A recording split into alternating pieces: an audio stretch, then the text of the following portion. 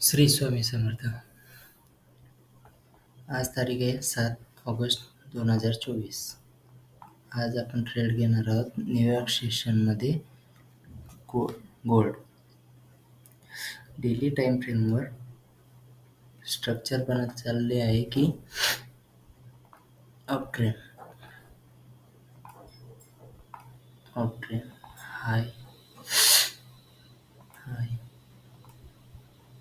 हाय हा low structure बनला, परत हा लो बनतोय आता इथं. तर यामागे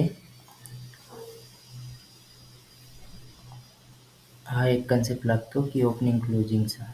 इतनी बेरिश होती तो ब्रेक कर देती. हे परत स्ट्रक्चर, परत याच्या कम्पेरेटिव्ह हा हाय बनलाय, परत याच्या कम्पेरेटिव्ह परत हा हाय. म्हणजे प्रिव्हियस हाय कुठलाच ब्रेक केलेला नाही मार्केटने. जिथं बघितलं तिथं कंटिन्युअसली अप ट्रेंडमध्ये मार्केट. आता जर हा लो, जरी स्ट्रक्चर लोअर लोचं तयार होतंय, पण जोपर्यंत हा लो ब्रेक होत नाही तोपर्यंत आपण डाऊन ट्रेंड कन्सिडर करणार नाही.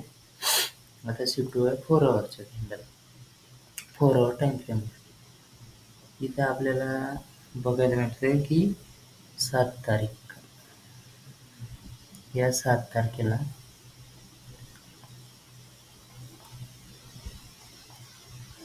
7 तारखेमध्ये आपण एवढं शुअर होतो की 4 आवरच्या कॅन्डलने, जरी हा अप ट्रेंड आहे, अप ट्रेंडमध्ये आपल्याला अपोजिट साईडला ट्रेड घ्यायची.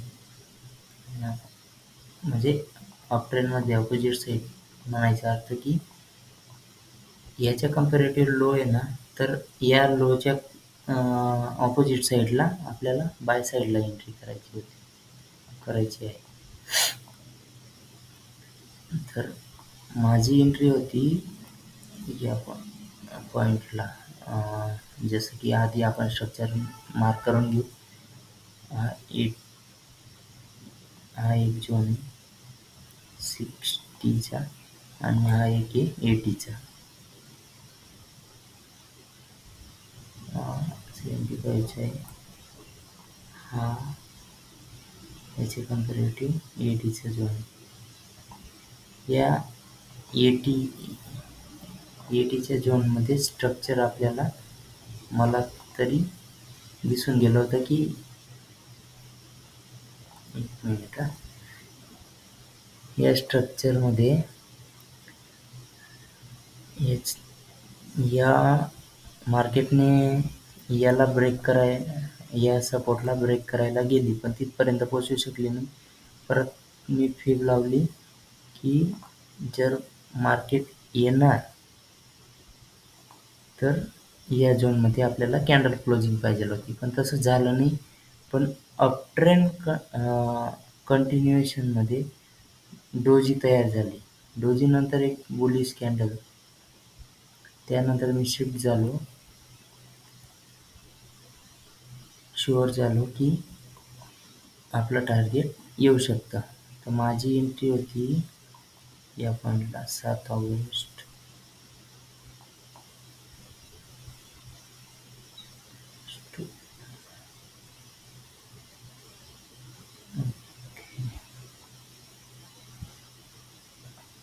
एंट्री होती 23.99ला.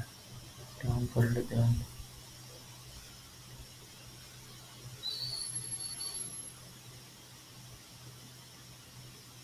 23.99.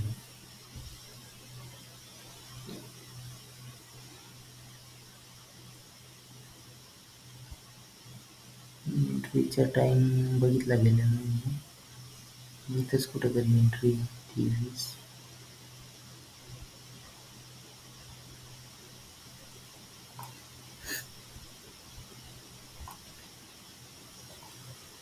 $23.99.70.